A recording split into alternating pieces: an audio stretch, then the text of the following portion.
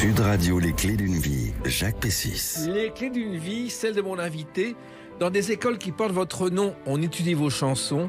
Il faudrait ajouter à ce programme une leçon de vie, la vôtre. Vous êtes l'exemple de la jeunesse éternelle et vous le démontrez une fois encore avec un nouvel album. Bonjour Pierre Perret. Salut la foule en délire.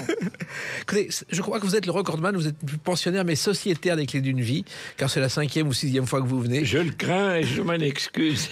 Non, mais surtout pas, parce qu'on est tellement heureux de vous accueillir avec ce nouvel album, Ma vieille carcasse. Oui. Alors, comme je vous ai déjà reçu... Comme vous pouvez le voir. Oh, ouais, c'est exactement le contraire. Mais on va évoquer votre vie à travers des nouvelles chansons de cet album qui racontent un petit peu votre parcours. Et je trouve que c'est une façon originale de faire connaître ces nouvelles chansons, quelques-unes de plus, parce que je ne sais plus combien vous en avez, mais il y en a quand même beaucoup. Good idea. Ben, je pense en 2020 pouvoir fêter ma 500e chanson. Eh ben voilà, c'est fait. Alors, la première date que j'ai trouvée, elle est récente, 14 avril 2023, le retour avec ce nouvel album, qui vous a demandé quand même 3 ans de travail, Pierre Perret. Largement, parce qu'il y a au moins 2 ou 3 des chansons, dont Les larmes des pauvres, par exemple, que j'avais commencé il y a 5 ou 6 ans même. Il y en a que j'avais sur le feu il y a déjà 5-6 ans, et j'ai poussé mes pions doucement, mais c'est beaucoup de boulot. Mais à chaque fois, depuis 60 ans, c'est beaucoup de boulot, mais vous le faites quand même avec passion. Oui, parce que sinon j'écris plus. Hein. Si je m'emmerde en écrivant, là, je sais que je vais emmerder les autres, donc je le ferai pas. J'aurai au moins cette élégance de partir sur la pointe des pieds avant d'ennuyer mon monde. Oui, mais pour l'instant, c'est pas le cas. Alors, il y avait Coluche qui disait, celui-là, il est tellement feignant qu'il fait même pas son âge. Vous, c'est le contraire. Si vous le dites. Oui. Vous avez un secret de jeunesse éternelle, Pierre Perret ? Il faut faire ce qu'on aime. Exactement. Alors, et pourtant, cet âge, vous l'avez physiquement. Et d'ailleurs, vous le chantez, c'est le titre principal de cet album, Ma vieille carcasse. Tous les matins, c'est le tocsin. Quand je me décolle du traversin, de mon pieu à l'armoire à glace, je me déplace comme une limace. Je me dis devant les yeux cernés, qui viennent ombrager mon gros nez, que même le trou de balle d'une vieille chèvre est moins ridé que mes vieilles lèvres. Voilà, au moins c'est clair, une autobiographie totale. Oui, je suis fidèle à la réalité. mais écrire sur vous une telle chanson, c'est quand même c'est le contraire de ce que vous êtes. Non, j'ai toujours pratiqué la dérision et l'autodérision en ce qui concerne cette chanson et moi en général, parce que on n'est jamais mieux servi que par soi-même pour se moquer de soi-même. Oui, en même temps, vous imaginiez, voici 50, 60 ans, que vous continueriez à chanter aujourd'hui à presque 90 printemps ? Non, pas du tout, non. C'est-à-dire, je me suis donné pour règle, moi qui n'en ai jamais aucune, je me suis dit, le jour où tu penses une seconde que tu ennuies ton monde, il faut partir sur la pointe des pieds, voilà. Alors, il se trouve que dans les secrets de jeunesse, je crois qu'il y a la marche qui est importante et la cueillette des champignons, Pierre Perret. Pour vous, c'est quelque chose d'essentiel. Ah oui, c'est très important. La pêche, la cueillette des champignons, la marche, la natation, plus le tennis, parce que là, je vais plus assez vite, mais tout ce que je viens d'énumérer, oui, je le pratique régulièrement. Vous savez qu'un champignon a été découvert en 1928 par le docteur Fleming.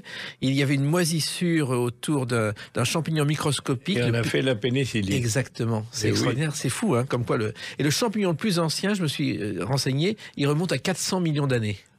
Ah non, je croyais que c'était moi, mais alors c'est pire. Je suis battu. Alors, il y a aussi une passion que vous cultivez, c'est la pêche à la mouche en Irlande. Et là, c'est quelque chose de très important pour vous. Ah oui, oui, je vais partir bientôt, là, d'ailleurs. C'est la saison, les saumons remontent. Et ma foi, moi, je cours les rivières en essayant ma mouche un peu partout, comme ça. Et oui, c'est un régal. Puis en plus, tout seul, tranquille, que le chant des piafs pour vous emmerder, et ça, c'est un bonheur. Vous avez découvert un jour ce pays, et vous aimez le pays et ceux qui y habitent. Ah oui, les Irlandais sont des gens infiniment gentils, brut de décoffrage, mais vraiment, on sait que on peut compter sur eux. Si vous disent oui, c'est oui. Et ils ont plein de vérité en eux, voilà, et ils vous la transmettent. Et il y a une particularité en Irlande que j'ai découvert, je ne sais pas si vous le savez, Pierre Perret, l'Irlande est le seul pays au monde où les moulins à vent tournent dans le sens des aiguilles d'une montre. C'est l'inverse partout ailleurs. Il paraît, mais ouais, je n'ai jamais vérifié de visu. Alors, des champs de blé, justement, vous en avez vu dans votre enfance à Castel-Sarrazin. Et il y a quelqu'un qui a beaucoup compté pour vous, c'est votre père. Et finalement, vous avez parlé de votre café du pont, mais jamais de votre père, jusqu'aujourd'hui, avec cette chanson. Les filles de la Bourboule vous remontent les poules, mais celle de Mirepoix compte les petits pois. L'infirmière de Mulhouse n'a rien sous sa blouse, mais celle de Morteau garde son manteau. Si aux dames de Brantôme tu leur suces la pomme, à celle de Vierzon tu arroses le gazon. Voilà, ça s'appelle les dictons de papa. Oui. Et c'est une chanson, soi-disant, les dictons de votre père, Pierre Perret, c'est vrai? Oui, il en disait beaucoup. C'est peut-être pas fidèlement tout cela, mais il en disait beaucoup. Ça m'amusait beaucoup et je comprenais pas comment les pères des autres enfants qui étaient à l'école ne pratiquaient pas ce genre de sport. Et lui, il adorait ça, les calembours, les dictons. Et je m'en suis beaucoup servi dans mes chansons tout au long de ma carrière. Ah oui, en écoutant cette chanson qui est du pur Pierre Perret, on se dit, mais on comprend que le père de Pierre est soit à l'origine de votre carrière presque, de votre écriture. Ben oui, parce que ça m'a beaucoup influencé. Et lui aurait voulu faire le métier d'artiste et il n'y est pas parvenu, par un jeu de circonstances qui a fait que son père, au départ, était totalement contre. Et bon, il a dit, par vengeance, entre guillemets, bien sûr, si un jour j'ai un fils, et s'il a quelconque prédisposition à faire l'artiste, lui, de son côté, je ferai tout pour l'aider. Effectivement, il m'a fait apprendre la musique. J'avais entre 8 et 9 ans. Je pensais que c'était inutile, mais si j'écris mes mélodies depuis plus de 60 ans, c'est un peu à cause de ça quand même. Voilà. Et puis, il vous a permis d'apprendre le métier à Toulouse, de venir à Paris. C'était pas évident au départ.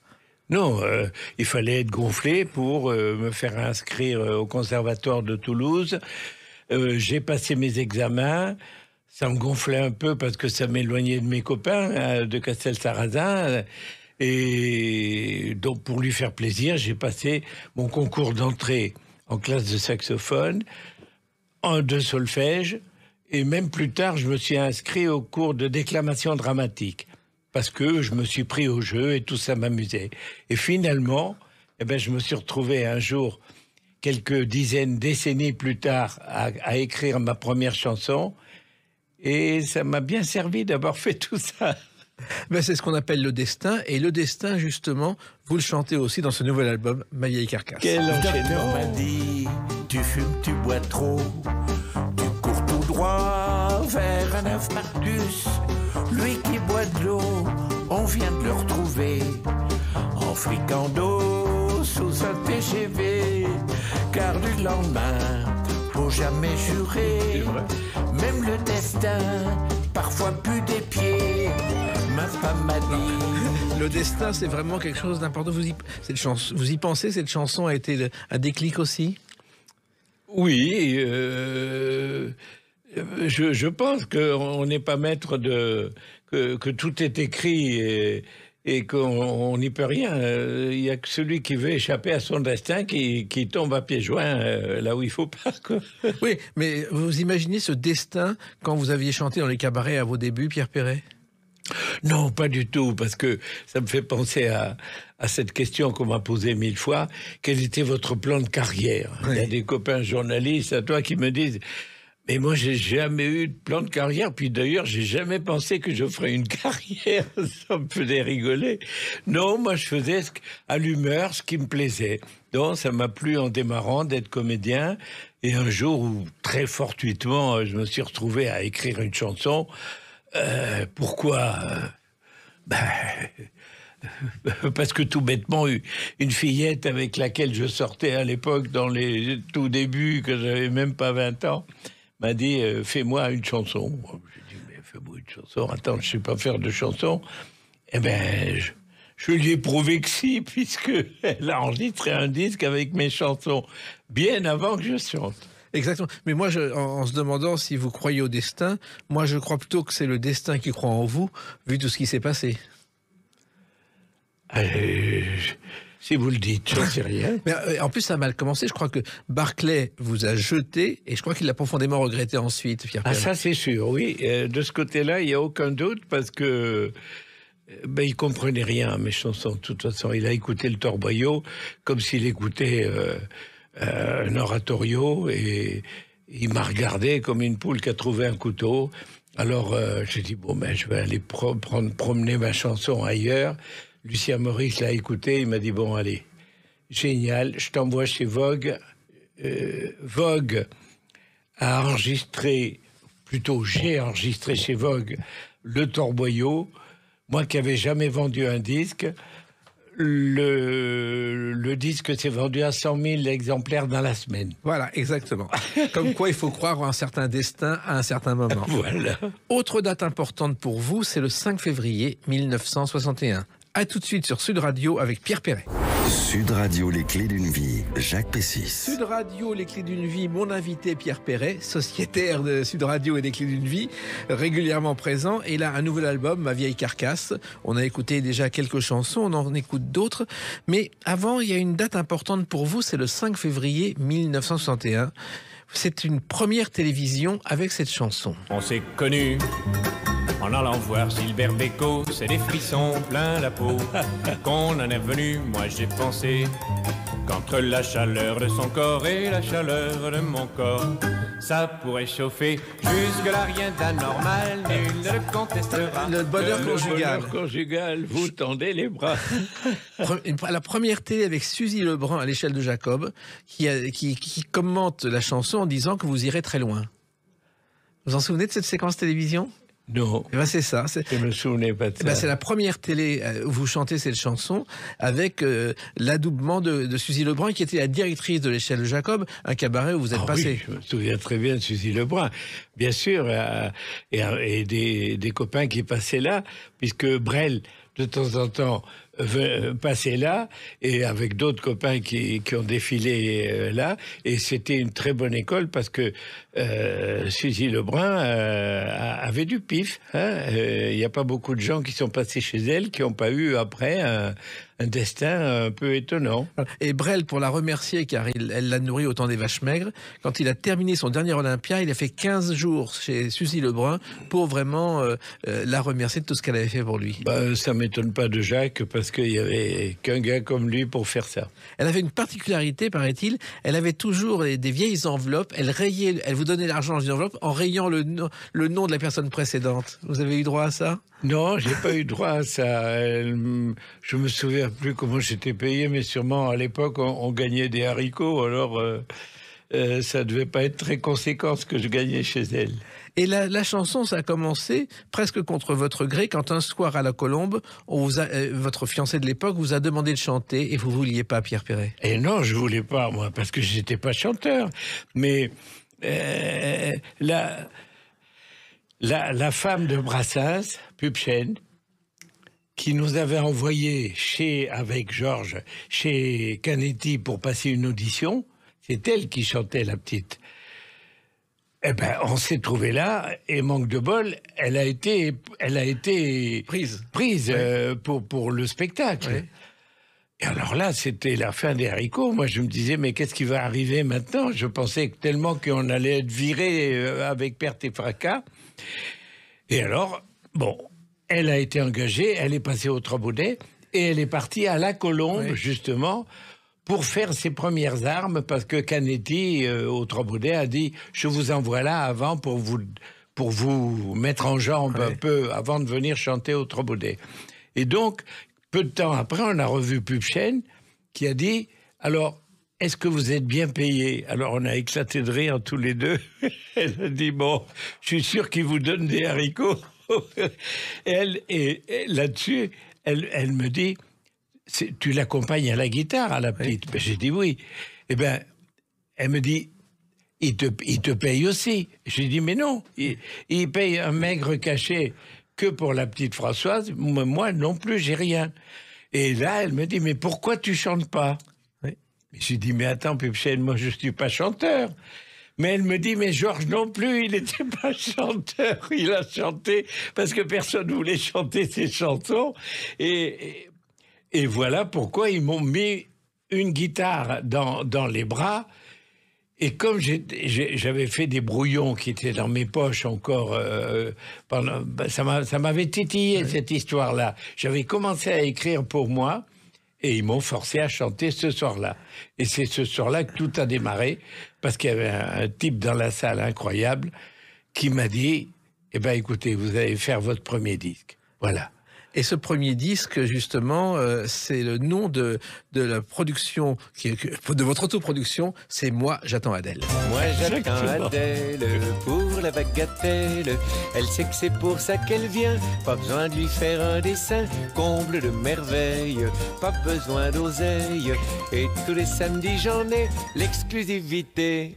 Alors, ça n'a pas vraiment marché à ce moment-là, ce disque, c'est pas tellement vendu. Non, pas du tout. Non, même pas du tout. J'ai dû en vendre à ma famille, peut-être, mais c'est tout. Non, il a fallu attendre vraiment le torboyau et tout ce qui se passe. 63, 6 ans après, quoi. Parce que pendant ce temps, toutes les premières chansons, ça décollait pas. Et même, c'était quand même très gonflé. On a entendu un petit extrait tout à l'heure. De chansons comme Le Bonheur Conjugal, qui était une chanson complètement déjantée, ou Le Poulet, qui était une chanson complètement déjantée. Et ça surprenait quand même beaucoup. Le public n'était pas du tout habitué à ça. Il a fallu que ça soit vraiment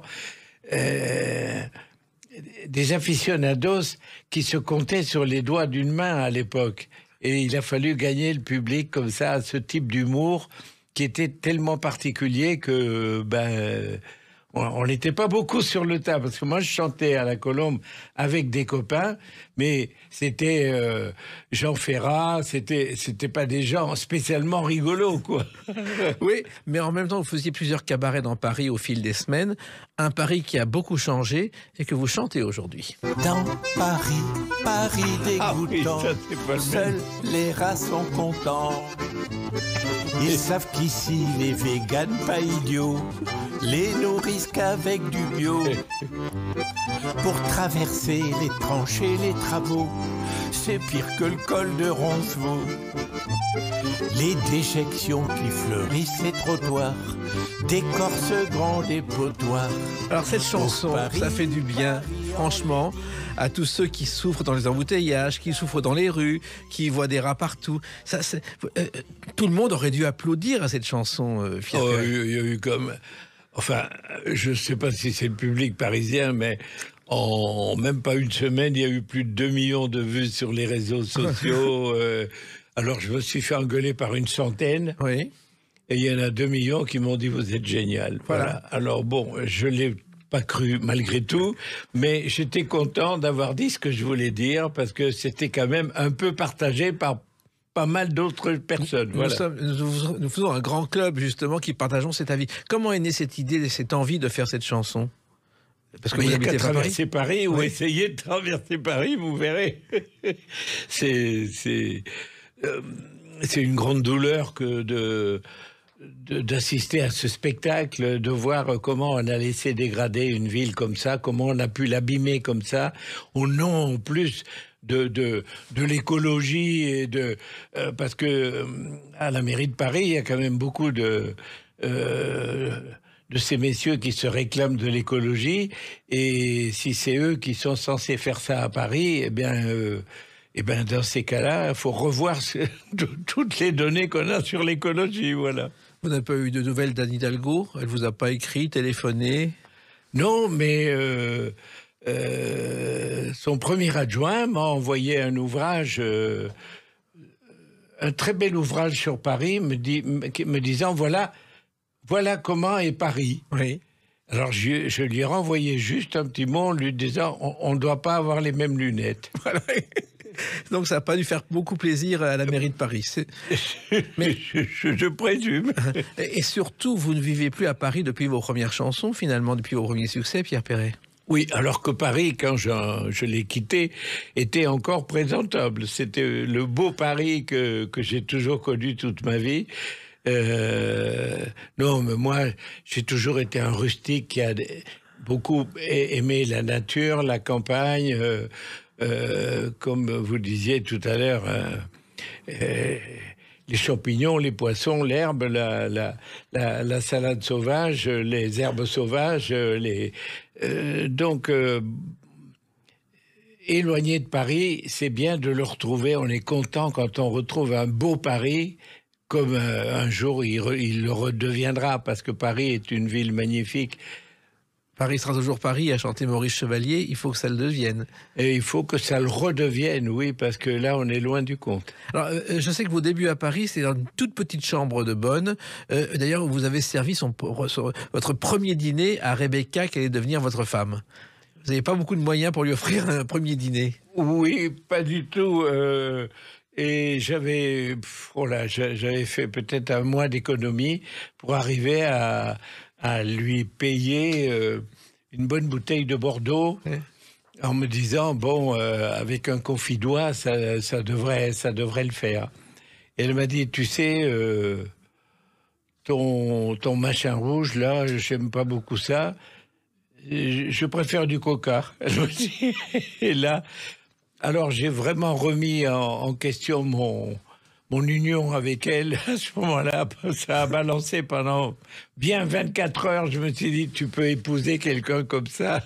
Puis finalement... Oui, et vous ne l'avez pas regretté parce que vraiment, elle est pour beaucoup dans votre succès, votre carrière. Ah, elle est à l'origine de tout et elle est encore là. Eh bien, continuons comme ça. Une autre date importante, c'est le 2 mars 1995. On en parle dans quelques instants sur Sud Radio avec Pierre Perret. Sud Radio, les clés d'une vie, Jacques Pessis. Sud Radio, les clés d'une vie, mon invité Pierre Perret. Nouvel album, Ma vieille carcasse, celle d'un jeune homme éternel. Et une date importante qu'on évoque maintenant, 2 mars 1995. C'est le jour de l'inauguration de la première école Pierre Perret, une maternelle à Valence d'Agen. Ah oui, ça c'est vrai. Ah, ça, oui. Je croyais que c'était un gag au départ. Et bien, c'était pas un gag du tout. Et j'avoue que ça m'a infiniment touché parce que ça m'a plus fait plaisir que n'importe quel honneur qu'on a pu me faire par ailleurs. Et Dieu sait si on m'en a fait tout au long de ma vie. Mais ça, l'éducation, il n'y a pas au-dessus pour moi.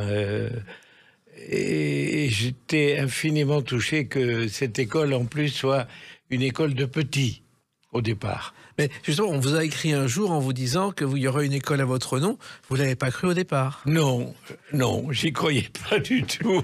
Et je me suis renseigné et j'ai rappelé moi-même en disant, attendez, c'est un gag. Mais non. Et c'est Jean-Michel Baillet, qui était maire de Valence d'Agen, et qui m'a dit, mais non, j'y tiens beaucoup. Et si vous venez l'inaugurer, ça me ferait plaisir. Et vous êtes allé, et il y a une séquence du journal télévisé où on vous voit très ému en train de dévoiler la plaque École Pierre Perret. Oui, c'est vrai. Ben oui, c'était une grande émotion parce que j'étais pas blasé. Je dois être vers la 30e école aujourd'hui. 35 exactement. Ou 35, je ne sais pas. Bon, je suis toujours touché, ému de ça. Mais la première fois, j'avoue, j'en ai un grand coup dans les oreilles. Là, ça m'a... Et peu de temps après, pour l'anecdote, l'année d'après, je suis passé à Valence d'Agen, je chantais dans le coin. J'ai téléphoné à Jean-Michel, je lui ai dit, je vais passer à embrasser les enfants. Il m'a dit, d'accord, passe, tu auras une surprise. Ah, j'y suis passé... Et il m'a pris par l'épaule, comme ça, il m'a dit, tiens, regarde, on fait le tour de ton école, je vais te montrer, on a fait des petites modifications. Enfin, la rue qui contournait mon école et qui partait s'appelait la rue Pierre Perret. Il m'a dit, tu avais ton école, je t'ai donné ta rue au cas où tu te perdrais. C'est magnifique. Et les enfants qui chantaient en chœur vos refrains lorsque vous arriviez, ça aussi, c'est un moment d'émotion. Oh, c'est... J'ai inauguré une école il y en a aussi à l'étranger. Au Kurdistan, je crois. Oui, pour la petite Kurde, ils ont ouvert une école là-bas, mais en Belgique, à Anse, près de Liège, j'ai une école qui aujourd'hui fait 700 ou 800 élèves. Et quand je suis rentré dans la cour de cette école pour être reçu par les enfants et par les enseignants, c'était immense, colossal. Il y avait un monde fou partout, plein d'élèves partout. Et il faut dire que cet endroit est situé à quelques centaines de mètres du musée de l'Holocauste, à Anse. Et ils ont chanté Lili. Il y avait une chorale d'une 50aine d'enfants qui a chanté Lili au moment où je suis arrivé. Et bien là, j'ai craqué, vraiment, j'ai craqué. La larmichette, là, est sortie, j'ai pas pu retenir, hein, c'était... Voilà. Et puis, les enfants, vous les chantez dans ce nouvel album avec une chanson d'espoir qui leur est destinée, c'est la vie. La sauterelle joue du violon, la rainette de la clarinette, la cigale joue des cymbales, et moi le gentil grillon, je chante seul pour les papillons. Quand je fais ma digestion, j'ai les intestins qui gargouillent, et la nuit renvoie l'écho d'un mélodieux sirocco. C'est le doux chant des haricots. C'est la vie, petits enfants, tenez-la bien par la main, car c'est de vous, vous seul que dépend 1 milliard de lendemains. Alors ça, on peut pas appeler ça autrement qu'une chanson de transmission, Pierre Perret. Je pense, oui. Je pense. Et j'espère qu'il y a beaucoup d'enfants qui écouteront cette chanson. Parce que justement, c'est un message d'espoir en des lendemains que vous connaissez bien, parce qu'il y a des enfants qui pensent qu'on réussit tout de suite, et vous avez, vous, connu les épreuves, on réussit pas tout de suite. C'est impossible. Sans le travail à la clé, même si on est très doué, on ne peut pas avancer dans la vie. Pour n'importe quelle passion qui se déclenche en vous, s'il n'y a pas le travail à la clé, en même temps que la passion, boosté par la passion, on ne peut pas aller très loin. Et il faut travailler, les enfants, dites-vous ça, il faut travailler, il faut écouter, lire, se cultiver et ne pas avoir peur du labeur. Et c'est ce que vous avez toujours fait avec les épreuves, les échecs. Vous avez toujours continué, Pierre Perret. Toujours. Toujours. J'ai jamais été pessimiste. Alors, dans cette chanson, elle commence par la cigale, la sauterelle. C'est un clin d'œil à La Fontaine, parce que vous avez quand même repris 20 Fables de La Fontaine en chanson. Aussi, parce que c'est mon livre de chevet depuis tout le temps. Les Fables de La Fontaine ou le théâtre de Molière, je crois qu'il n'y a pas grand-chose au-dessus. Voilà. Alors, ces enfants, justement, vous avez commencé à les chanter avec ce refrain, mais je crois que toute la France les reprend en chœur dans vos concerts. Les jolies colonies de vacances, merci maman, merci papa. Alors, ça fait 37 ans et les enfants d'aujourd'hui la connaissent et la fredonnent. Oui. Dans les salles même. Ah, ça c'est vrai, oui, dans les salles. Il y a 4 générations dans toutes les salles où je me produis, dans tous les concerts. Mais les enfants de 8 ans chantent aussi bien que leurs parents et que leurs grands-parents qui sont dans la salle. Comment expliquer ça? Je ne sais pas, la transmission s'est faite, vous le dites, et c'est vrai, c'est une espèce d'héritage, c'est un héritage. Les grands-parents les ont appris à leurs parents qui les apprennent à leurs enfants. Oui. C'est fou, hein? Oui. Alors, ce qui est étonnant, c'est que cette chanson a quand même été, non pas censurée, mais déconseillée au départ à la radio, ce qui a contribué à son succès. On était très, très prude de voir un peu Cucu la praline, parce que, bon, des chansons comme ça... censuré à cause de pipi dans le lavabo, je ne sais pas si vous voyez, mais à l'époque, la grossièreté. Mais vous savez qu'à l'époque, l'une des premières chansons censurées à la radio, ça s'appelait La complainte des petits cabinets, en 52, des frères Jacques, Oui. qui parlait des cabinets de province dans la cabane au fond du jardin, bien avant Francis Cabrel. C'est nous les petits cabinets de province, ceux que l'on évince. Mais des soucis aussi interdits à la radio. Oui, ben, quelque part, c'est rassurant. Ah bon? Oui. Parce que ça veut dire que vous touchez... Ça prouve que la société est plurielle et qu'il peut y avoir des grands éclats de rire en même temps que des culs pincés. Voilà. Et aussi des moments d'émotion, parce qu'il y a sur votre dernier album une chanson qui pourrait vous valoir quelques soucis, c'est Le Peuple Africain. Le peuple africain, depuis des années, c'est par les coquins qu'il est gouverné. L'or, le manganèse, platine et rubis se transforment à l'aise en Maserati. Les mines de phosphate, l'or et les pierreries font miauler les chattes de tous ces bandits. Le rire de ces belles, elles contrepoison des cris des rebelles au fond des prisons. Eh ben ça, merci Mobutu. Merci Mobutu, merci Bokassa. Là, vous y allez franchement, Pierre Perret. Oui, mais c'est pas la vérité. Si, mais Eh ben voilà, il la faut la vérité ne dire. sort pas toujours de la bouche du métro. Il faut la dire, exactement, il faut la dire parce que je trouve qu'il n'y en a pas beaucoup qui la disent, malheureusement. Voilà. Et vous citez d'ailleurs un Auvergnat qui aimait les diamants. On voit très bien d'où vient la citation. Je ne sais pas, oui, ça doit être fortuit dans la chanson. Ça doit être par hasard. Mais je me souviens quand justement on parlait de l'affaire des diamants avec Giscard, Thierry Leluron se produisait juste en face à Marigny. Il rentrait avec son chien qui avait un collier en diamant. Il commençait par « Bonjour mesdames, bonjour mesdemoiselles, bonjour messieurs ».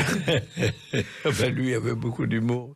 Alors finalement, l'Élysée, vous avez pratiquement jamais été invité. C'est pas votre tasse de thé non plus. Il y a des tas de chanteurs qui vont pour le Noël de l'Élysée. Je crois pas que ça a été votre cas. J'y suis allé. Une fois quand même. Oui. Oui. J'ai chanté pour le Noël de l'Élysée. Oui. Mais j'ai été plus souvent invité à Matignon quand même parce que j'avais plus de copains à Matignon, à commencer par mon copain Rocard, avec qui de temps en temps on a fait des belles dînettes là-bas, oui. Et c'est vrai que ça vous gêne pas d'attaquer comme ça et puis recevoir des tas de mots assez vulgaires en retour, ça vous gêne pas? Pourquoi ça me gênerait? Vive la liberté d'expression en fait partie. Chacun dit ce qu'il veut et chacun retient ce qu'il veut surtout. Moi, ça me glisse un peu dessus. Voilà. Et il y a une autre chanson dans cet album qui est aussi pleine d'émotion, c'est Les larmes des pauvres. Les larmes des pauvres ont un goût amer, mais il y en a tant qu'elles font des rivières. Les malheureux s'y jettent pour cacher leur misère et désespérément y noyer leur colère. Rions, pleurons, la vie se joue de nous. Faut-il subir à genoux ou la vivre debout? Rions, Alors c'est là où on pleurons, découvre la que Pierre vie Perret se- est un poète aussi. C'est-à-dire c'est pas seulement les jolis colonies de vacances, il y a une vraie poésie dans ses chansons. Cette chanson, elle vous est venue comment? Parce qu'elle était quand même très émouvante. Il n'y a qu'à regarder autour de soi aujourd'hui. Vous savez que les pauvres ne sont pas une race en voie de disparition. Non. Hein, surtout de nos jours. Et écrire une chanson sur ce sujet, c'est pas facile. Faut revoir sa copie plusieurs dizaines de fois. Celle-là, c'est celle qui m'a pris le plus de temps à écrire. J'ai dû la commencer il y a 6 ans au moins. Et je l'ai sortie que la semaine dernière. Parce que justement, il vous faut du temps pour mûrir une chanson. Quand on peut encore ajouter un mot, vous ne sortez pas la chanson? Ou soustraire un mot. Ça arrive aussi? J'ai passé 6 ans, j'ai dû faire au moins 60 versions de cette chanson. Alors, Et toujours en insistant, sans jamais être fatigué, en disant « j'y renonce ». non, parce qu'il faut savoir prendre du recul dessus et pas perdre la réalité, l'authenticité. Un mot de trop, c'est trop. Et s'il en manque un, il faut attendre des semaines et des mois pour le trouver, parfois des années. Ça m'est arrivé. Eh oui.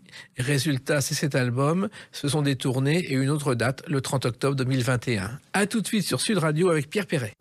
Sud Radio, les clés d'une vie, Jacques Pessis. Sud Radio, les clés d'une vie, mon invité Pierre Perret. Donc ce nouvel album Vieille Carcasse, on a écouté quelques chansons en évoquant votre parcours et on va continuer.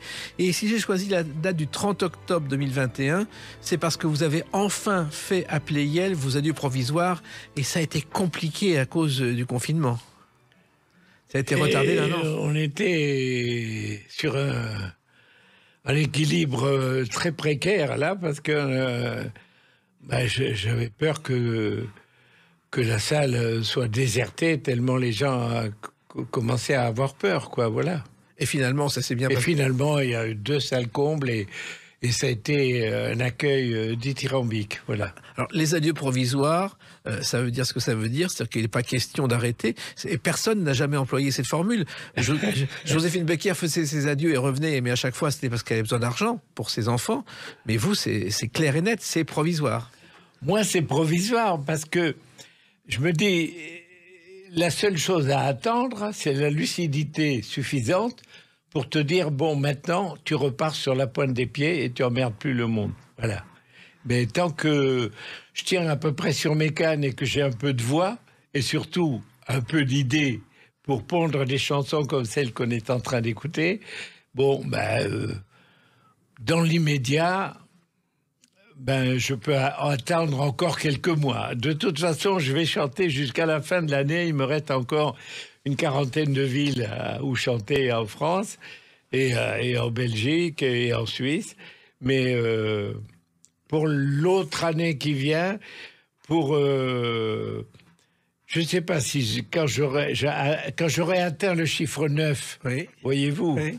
Suivi d'un 0, je ne sais pas si je continuerai ou si je partirai sur la pointe des pieds. Je ne suis pas inquiet de ce côté-là. Je pense que vous continuerez le plus longtemps possible. Hein. Vous ferez vos adieux à Bercy à 100 ans en disant adieu et au revoir et Bercy. Non, sûrement pas. Mais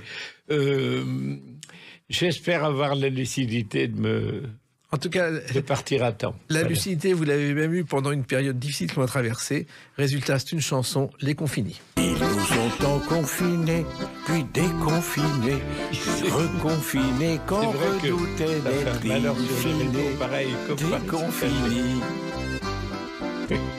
Ils décrétèrent un jour que les vieux de la vieille, faut les achever à 70 balais, disant le contraire de ce qu'ils disaient la veille, quand cette grippette les faisait bien marrer. C'est fou, hein. Cette chanson, vous l'avez écrite pendant le confinement, oui. Chez vous, hein, parce que vous avez été enfermé chez vous comme tout le monde, non? Oui, moi je me promenais dans la campagne tous les jours autour de chez moi, là je voyais personne d'ailleurs. Fallait pas une autorisation pour se promener? Si, mais jamais personne m'a rien dit, oui. Et tout le monde m'a foutu la paix. Et j'avais mon carnet dans ma poche de manteau et mon stylo, comme toujours, quand je pars à la campagne en balade, j'ai toujours mon stylo et mon carnet. Et je l'ai écrite comme ça relativement j'ai pas mis trop longtemps, je l'ai écrite en 4 ou 5 mois, je crois. Oui. Mais en même temps, ensuite, vous êtes installé à votre bureau et vous l'avez tourné pour en faire un clip qui a circulé sur Internet. Oui, ça a été. Je crois que ça a beaucoup amusé les gens, certainement autant qu'aujourd'hui Paris saccagé, oui. Parce que Paris saccagé, il y a eu plus de 2 millions de vues, je crois. Et là aussi, ça a été pendant le confinement, et ça remontait le moral. On voyait cette chanson sur Internet. Oui, je rencontrais que des gens qui levaient le pouce en me disant « Bravo, vous avez bien fait, vous nous vengez ». J'ai entendu ça plusieurs fois, « Vous nous vengez ». Vous n'auriez jamais imaginé, Pierre Perret, voici quelques années, faire des clips circulant sur Internet ou sur YouTube? Ah non, qui aurait pu imaginer ça? Déjà, non, pas du tout. J'ai jamais pensé une seconde voir ça. Mais vous y êtes mis, parce que finalement... oui, mais ça m'amuse, parce que ça m'amuse. Et l'idée est venue comme ça, tiens, on le met tout de suite sur Internet parce que ça va marcher. C'est Rebecca qui a pensé à ça et qui m'a dit, on va mettre ça sur Internet. Je lui ai dit, attends, arrête, c'est juste pour déconner entre nous, ça intéresse personne. Elle m'a dit, tu vas voir.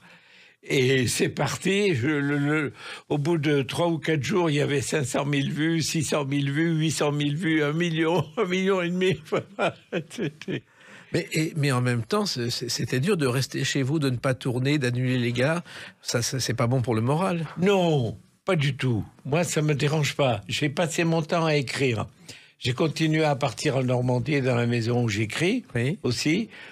Ah non, au contraire, j'ai écrit un album entier. Déjà, j'étais en train de travailler sur celui-là que je viens de vous apporter là. Je travaillais déjà sur ces chansons. Je travaillais sur Les larmes des pauvres, sur Ma vieille carcasse, sur les dictons. Oui. Je travaillais déjà sur ces chansons-là qui étaient en train sur le feu, là, comme ça. J'ai poussé mes pions pendant 3-4 ans avant d'enregistrer l'album, quoi. Voilà. Alors, dans cet album, Mes adieux provisoires, c'est aussi le titre d'une chanson. Et je l'ai découpé en plusieurs parties parce que finalement, elle résume parfaitement votre parcours. Ah là, oui, ça c'est vrai. Première partie. Je suis venu vous faire mes adieux provisoires, Oui. car c'est une longue histoire, Une trajectoire pas facile que à celle faire. de vous et moi. Moi, je marchais sur l'eau, 20 ans le cœur en fête, des oiseaux plein la tête, de l'encre et un stylo. Quand le papa Boris Vian et la pub chaîne de Georges m'ont dit réchauffe ta gorge, chante ce que tu écris. Et voilà comment c'est né des Boris bruits Vian et Georges éteints. Brassens. Voilà. Boris Vian était votre premier fan, je crois, qui vous a encouragé, Pierre Perret. Ah oui, c'est lui qui m'a dit, petit, c'est toi qui as écrit ça? J'ai dit oui, monsieur. Il m'a dit, bah écoute, je dis pas souvent ça, mais il faut que tu continues. J'ai dit merci, monsieur.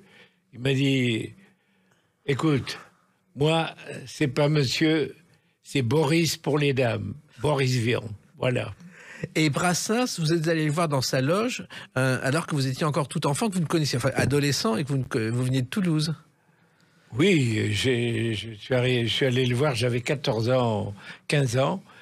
15 ans, il venait de sortir son premier album avec La mauvaise réputation, Le Gorille, etc., mythique. Aux Trois Baudets. Aux Trois Baudets, et on est allé le voir avec trois copains, dont l'un avait piqué la bagnole à son vieux, qui était en voyage pendant que son papa était parti. Il avait piqué la bagnole et était parti à Paris. Et on a passé 4 ou 5 soirées à aller tous les soirs aux Trois Baudets. J'ai été voir Georges, je lui ai expliqué, il s'est marré.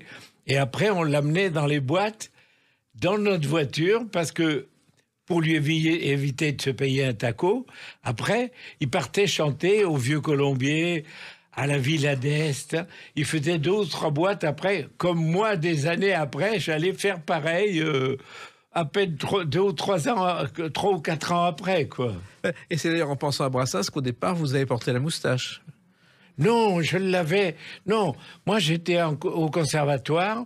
J'avais 13-14 ans. J'ai commencé à me laisser pousser la moustache. C'est après que j'ai découvert Brassens. Et là, quand j'ai commencé à chanter, il a fallu que je la coupe parce qu'elle a dit il a une guitare, il a une moustache, il veut imiter Brassens. Enfin, on m'a emmerdé avec ça pendant. Alors j'ai tout de suite coupé court en coupant ma moustache. Voilà. Voilà, et nous, on ne coupe pas comme ça, on écoute une deuxième partie de Mes adieux provisoires. Voilà. Puis en catimini, un jour sans crier gare, au creux de ma guitare, la chance a fait son nid. Aimez le tort boyau, vous en eûtes de courage, quand d'autres avaient la rage d'ouïr tant de gros mots. C'est pas facile d'écrire une chanson sur son parcours, Pierre Perret. Non. Ah, celle-là, elle m'en a fait baver. J'ai mis pratiquement 4 ans, au moins 4 ans à l'écrire. Mais le torboyau, finalement, moi, je m'en souviens parfaitement, j'étais enfant, tout le monde riait, on vous découvrait, sauf à la Tour d'Argent où on n'a pas vraiment apprécié cette chanson. Oh oui. Oh, ben, je pense pas que. Non, ça l'a fait rire. Claude Terrail, le patron. Oui. Oui, le patron. Parce que moi, j'allais chanter à Paris chez sa sœur, au pied de Notre-Dame, là, au Café du Pont. Oui. Oui, Il y avait la vieille grille et le Café du Pont. oui. Et chez Quiquet de Péraille, Oui. qui était sa sœur, je chantais là. Et non, je suis que ça l'avait amusé, que ça l'amusait plutôt. Troisième partie de mes adieux provisoires. Puis survint ma diva, les colonies de vacances, que bientôt toute la France chante par-dessus les toits. Quand ma cage aux oiseaux m'a ouvert les écoles, au fronton ça fait drôle de voir son nom là-haut. C'est vrai, on en a parlé. Et puis il y a eu le Zizi, parce que le Zizi, vous avez quand même été premier au hit parade devant Serge Lama et Michel Sardou, et vous avez eu 16 disques d'or, ce que vous n'auriez jamais imaginé, Pierre. Ah oui, ça, c'était un phénomène extraordinaire, parce que ça a été, pendant une année, c'était en haut du hit parade total, tout était ratatiné, il n'y avait pas... Plus personne pouvait me passer devant. C'était un rouleau compresseur, si j'ose avancer cette image. Excusez-moi. Oui, avec mais une chanson pareille, ça fait un peu vantard, mais Non, mais ça a été un immense succès, auquel vous ne pensiez pas au départ, d'ailleurs. du tout, puisque la chanson est la 12e sur l'album. D'habitude, quand on a des espoirs du succès d'une chanson, on la met en numéro 1. Et là, je voulais même pas la mettre, parce que j'ai dit, ça passera nulle part. Donc, elle s'est retrouvée, vous pouvez voir l'album original, en 12e titre, et même, je voulais pas la mettre. Voilà. C'est ma femme qui a dit, bon, allez, tu vas la mettre, elle est enregistrée, tu vas la mettre. Eh ben Bon. voilà, il n'y a pas de plus d'économie et ça vous a porté chance. Et ces adieux provisoires, la chanson se termine vraiment par des remerciements bien émouvants pour les nouvelles générations. Grâce aux rétrécis qui ont craché sur ma prose, que toujours je compose, je les en remercie. Bien d'avoir choisi ça. Vos enfants m'ont suivi et je leur laisse en gage ce petit héritage, ces mots de toute une vie. C'est vrai, les mots de toute une vie que vous résumez dans une chanson. Et c'est vrai que vous remerciez finalement ceux qui vous ont attaqué. Oui, mais il faut toujours être reconnaissant aux gens qui vous emmerdent, parce que il y a toujours quelque chose de bon qui en sort. Eh ben quelque chose de bon, c'est cet album, Ma vieille carcasse, avec une tournée jusqu'à la fin de l'année, parce que Oui. vous n'arrêtez pas. Toutes les dates d'ailleurs sont sur votre site officiel, Oui, oui, et avec le bonheur d'être en scène en permanence. oui. Ah oui, parce que si je l'avais pas, je m'engage ici, à ce micro, aujourd'hui, le jour où je deviens emmerdant, vous me le dites par millions. Oui. Et le premier millier, je serai déjà parti. N'ayez ben, pas peur. comptez sur nous pour faire passer le message, et je pense qu'on n'aura aucune réponse parce qu'on vous aime. Continuez ainsi et on se retrouvera encore pour le prochain album, j'en suis certain. J'espère. J'en suis certain. À bientôt tous. Merci Pierre Perret, les clés d'une vie, c'est terminé pour aujourd'hui. On se retrouve bientôt. Restez fidèles à l'écoute de Sud Radio.